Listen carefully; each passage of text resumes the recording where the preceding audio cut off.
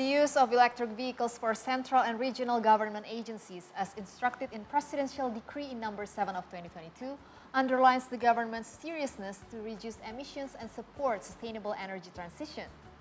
The government has prepared 962 electric cars and 26 electric buses as a result of a cooperation with automotive manufacturers. In addition to cars and buses, electric motorbikes have also been prepared. 300 units of General Electric Vehicle Charging Stations, or SPKLU, were also prepared to accommodate the electric vehicles that will be used during the event.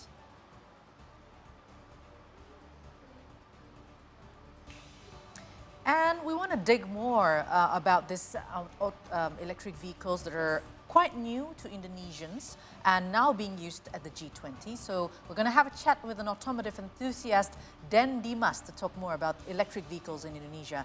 Hello, Dimas. Thank you for joining us on the 3-Hour News Show. Hi. Hi, it's good to see you. Dimas, it's good to see you. So, you know that the Indonesian government has been quite aggressive in trying to provide the vehicles during the G20 by using electric vehicles. So, do you think this is a good idea for promoting Indonesia to take the initiative for a transformation towards the green energy and limit the net zero emission? Emission of carbon? Yes, for me, I think it's a great movement by the Indonesian government to start using this electric vehicle. It really says to the world that Indonesia is ready towards the zero emission and a more green environment. But as I said also, that this is only the start. If you want to have a more green future, if you want to have a more zero pollution, it cannot only be an electric car or electric bike, it has to be more than that. So I do believe that this is actually a good start for Indonesia. For now, in Indonesia, which one do you think is more suitable here? The electric vehicle or the internal combustion engine ones that we usually use? So if you live in a city, let's say Jakarta or Bandung, and you do not do a lot of intercity transportation, electric vehicle can be a really good option. You can charge it at home, and in Jakarta, there are already quite a lot of SPKLU. But if you do travel a lot between cities, that's gonna take some time to do the travel. So let's say if you go to Semarang from Jakarta with internal combustion engine, or we call it ICE, maybe it can take maybe 4 to 5 hours. But if you do an electric car, maybe it's gonna take a bit more because you have to stop by at Cirebon to do the charging. So it really depends on how you do your travels. Do you travel a lot between cities, or maybe it's just inside the cities? Yeah, well, I mean, one of the main reasons for me not using electric vehicle for now is because it's quite expensive, to be honest. Quite costly. Yeah. So if we see the summit, G20 in Bali, they use 5 types of electric vehicles, but unfortunately none of them are Indonesian products, right? Do you think this is actually a promotional event for the brands? If I say that this is not a promotional event, I will be naive though. Yeah. I do believe that this is also a marketing move by the brand to be seized by the world, right? I mean, a lot of TVs, a lot of media channel covers this event. I won't say that this is not 100% non-Indonesians, because some of the cars that we see on the G20, like Hyundai Ioniq 5 and Wuling Air EV, the small, the cute one, is actually assembled in Indonesia. So there are some Indonesian parts there. Yeah. Yes, so it's not 100% non-Indonesians. But yeah, unfortunately, until now, we still don't have the Indonesian brand. But I mean, already having a manufacturing plant here for electric cars I think it's a good start.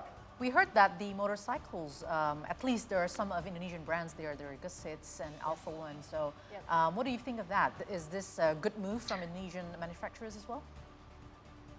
Yes, as we all know, Alpha One is a new brand of electric motorcycle in Indonesia. I think their expansion is so big right now. They have a very ambitious project coming up ahead, as I heard. So yeah, maybe if we don't have electric car yet, we can have electric bikes. At least we start somewhere. Yeah, we start somewhere from motorcycle, Yeah. and then we're gonna have the electric cars. That's right. Yeah. We're gonna do the saving first. I think you have one motorcycle and also one electric vehicle at home, don't you? Wow. Yes, I do. Tell us what more brands? about Yeah, it. yeah. Maybe what brands are they and the advantages? Yeah.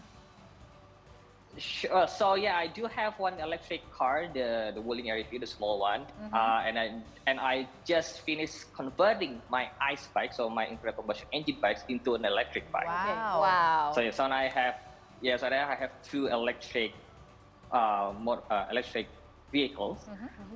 There are a lot of advantages, I would say. Like you can charge it at home. It doesn't make any noise. Yeah. And it goes quite fast, at least for my bike. For the cars, it's all right. But for my bike, after converting to electric, it's much faster than the standard one. Yeah. Yeah. It's a good thing, And though. yes, yeah, it's a good thing. No, Yes. I'm just wondering. I mean, it doesn't have any sound, just like the normal car that we use, conservative ones. Yes. So, do you have any problems, traveling on the roads? Maybe some motorcycle didn't even know that you're, next to it. Doesn't notice maybe. Yeah. Yes, that's actually a great concern, and I had it for a few times.